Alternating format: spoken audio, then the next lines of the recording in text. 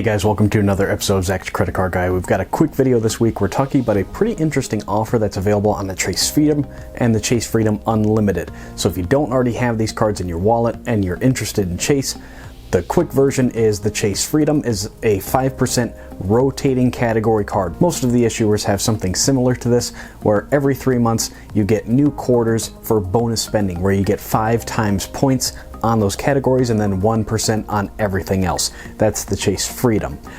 On the other side is the Chase Freedom Unlimited, which is a little bit simpler, and it's just 1.5 points on everything you buy. And these work really well with a Chase system, which is primarily what I do, where you use your Freedom Unlimited for pretty much everything that's not covered by one of your other cards. So for instance, typically in my wallet you'll find the Sapphire Reserve, the Freedom, and the Freedom Unlimited, and maybe 1 or 2 others here and there. But those are my base with Chase. And like the Sapphire Reserve is travel and dining, the Freedom is the 5% on whatever the category is that quarter, and then the Freedom Unlimited is everything else. You see what I mean? So if you're interested in running with Chase, these 2 cards become an integral part of that system. So if you don't already have one or the other, they've got a pretty interesting bonus right now. So right now is the typical bonus that has been running for a while, but they've added one interesting part to it, and that is 20,000 UR points for $500 in spend in the first 3 months. Now just the face value of those points is around $200, but if you add one of the Sapphire cards, you can get an extra multiplier when you're redeeming them and everything. We're not going to go too deep into that, but just know that they are worth more if you have one of the Sapphire cards. But if you only have these cards, they're worth 1 cent each. So just as a bonus right there, that's not bad. $200 for spending $500. That's a pretty good return on your spend.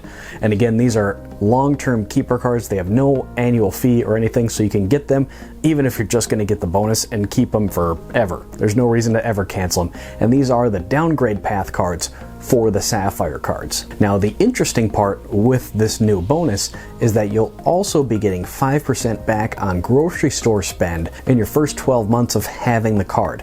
So that might be a little confusing because the Chase Freedom is just a 5% card anyway, but this is on top of that. This is the exact same as the Freedom Unlimited. They both have this same offer. So it's just important to keep everything kind of straight. So the Chase Freedom is a 5% card. You're gonna have 5 times categories every 3 months. This grocery store thing is on top of that. So for your first 12 months, you're gonna have 5% back on grocery stores, and that's with the Chase Freedom and the Freedom Unlimited. So that's an extra 60,000 points that's available there. And right now, especially with the whole situation, people might be spending more at grocery stores than eating out or something like that. So just on their face, these are both excellent cards. They're absolutely no-brainers to pick up. They're no annual fee, and this introductory kind of bonus spending period, never mind the small intro bonus anyway, but just this whole 12-month thing for your groceries is pretty interesting, especially because you will hear some people tell you, hey, you know, go to your local grocery store, buy up gift cards for Netflix and for your internet and all that stuff. You know, all the grocery stores have the little place with gift cards and everything. I personally don't do that. I mean, you can, there's nothing stopping you, but I'm not going to go too deep in a rant because you tie up your money for how long? You know, you're spending maybe hundreds of dollars and you're tying up the money in that meantime for really no reason. And when you add up the value of points that you're getting, you might tie up several $100s to get like $20 in points. So I don't really do the whole gift card thing, and some issuers are really sensitive about it, like Amex. Chase, not so much, but things can change, and I'd rather not get on their bad side and look like a gamer, you know what I mean? So you can do it, do you, but I really don't recommend it just because it doesn't make a lot of sense to me. It seems like a lot of work for not that much reward. So anyway, real quick, who should get these cards and when and everything, because there are a couple things to keep in mind, especially with, again, the whole situation. The banks are a little uneasy right now, especially for people applying for new cards, because they don't know what your situation is, and maybe you're in financial distress and you're looking for new credit cards. So you got to play this game even smarter than normal. So for the person who's maybe just starting out, maybe you don't have any Chase cards or you only have a couple, because the first thing is, of course, these are Chase cards subject to 524, so you can only have opened 4 or fewer new credit cards in the last 24 months. If you've opened 5 or more, you just plain can't get these cards, so don't even bother applying. So if you've opened 4 or fewer in the past 24 months, you can get one of these cards. If you're at 424, then you can only get one. So pick one or the other, whichever you think has more value for you.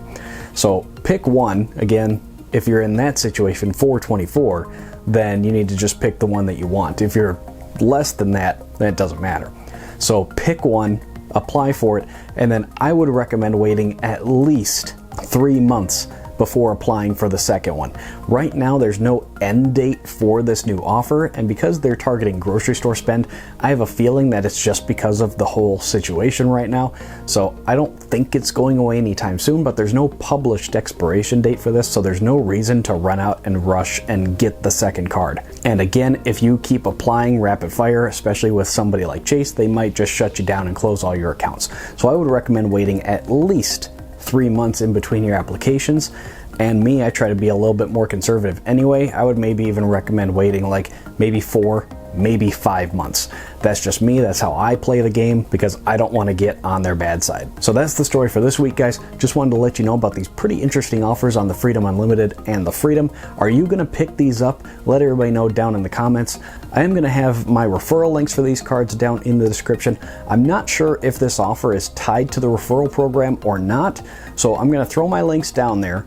Click through them if you want to help a guy out. If you're going to apply for one of these cards, check them out, but make sure you see the right offer. You should see something like $200 cash back, sometimes they'll call it that, or 20,000 points, something like that. But then also make sure you see something about the grocery store spend. If you don't see that, then just go find a public link through Google or something like that. But if you want to help a guy out, check my link down in the description. But if you guys have any other comments or questions, please do leave them down below. I try to get to every single one. If you guys want to talk one-on-one, if you have questions about strategy or anything, here's my social media links, which are down in the description as well. And last, before we go, guys, if you enjoy straightforward, to the point content like this, please make sure to leave the video a thumbs up and hit that subscribe button. Pretty easy and free ways to help support the channel. That's all I've got for you this time, guys. See you at the next one. Hey, thanks for watching. Make sure to drop a comment down below and give the video a thumbs up. Here's some other videos that I think you'll really like. Make sure to subscribe to the channel so you don't miss any future videos, and I'm on Facebook and Twitter as well. See you at the next one.